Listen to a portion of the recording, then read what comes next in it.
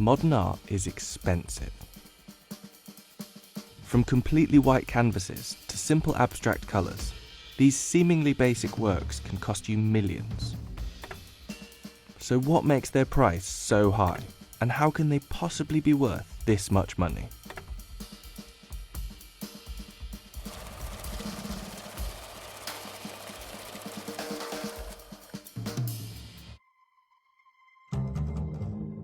Modern art is a wide field, covering everything from around 1870 to 1970.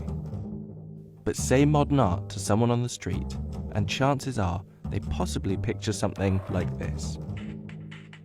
At the turn of the century, art changed. From the birth of abstract impressionism to the minimalists, and even performance art. Art was no longer just about representing the world with skill.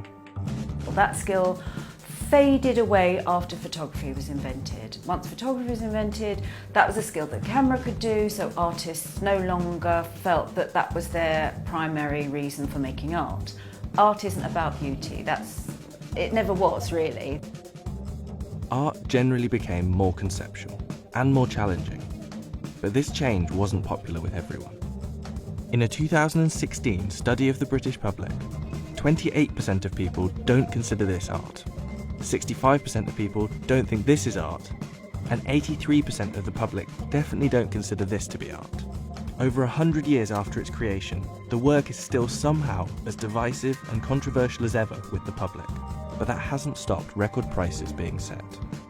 I think most people think that modern or contemporary artists are having a laugh at their expense, and nobody wants to feel a fool. For many who are immediately dismissive of these pieces, frustration also often comes when they see the price. Most of us, I think, tend to be cynics, and I think, a lot of times associate art with value, and I think that triggers the question of, well, why is it that much, or why such a high value if, I could probably do this. I think unless you're in the market and actively buying art, there's no need to look at art and think of a price tag. It shouldn't be the way you look at art. For the artists involved, what looks simple can be the culmination of a lifetime's work. Take the Black Square, for example, painted by turn-of-the-century avant-garde artist Kazimir Malevich. This simple black painting didn't come out of nowhere. It's the result of 20 years of simplification and development. When it was shown, the Black Square was a revolutionary symbol, exhibited at the top corner of the room, a spot reserved for orthodox religious icons. Making this work wasn't exactly an easy decision either, and in 1930, Stalin's regime confiscated Malevich's artworks and manuscripts, and he was jailed for 2 months. Yes, the white canvases or the black canvases are very rarely all they've done. They haven't just come out of school and said, I'm going to paint a black canvas. I mean, as much as we might think we could do that, yes, we could do that. But the artist has thought of it and probably had a journey, quite a long journey, and a process to get there. The works aren't just made for profit. It's often only after the artist is dead that the art can fetch the incredible price that it's reached today.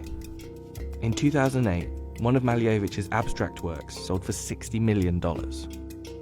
And the demand for these important modern works is only going to increase. The natural trend is for you to see a rise in prices, but that's because these true masterpieces are rarer to find because they're really all in museums. But setting an actual price can be tough.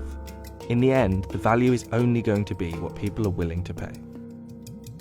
As long as there's going to be artists producing, there's always going to be sort of shifts in tendencies and taste, I would say also, in taste in the market. It seems like every year there's a new record price, and as extreme wealth inequality increases, so do the number of millionaires willing to pay the fortune required for these works. No matter what the artist intended, art is now seen as an easy investment by many, and companies have appeared that treat art purely as an asset for financial gain. But despite the ever-increasing prices of the modernist masterpieces, for 99% of the artists out there, their work has always been a labour of love. There are obviously people out there with a lot of money who view art just to be a commodity and nothing else, but there's going to be people who purchase or engage with it because they take genuine pleasure from it, or it stimulates them, or they feel it enriches them. I'm an abstract painter, not really dealing much with form. I became quite obsessed. I was painting all day and all night, and it was just something that really kind of took a hold of me. So it's not easy being an artist in London.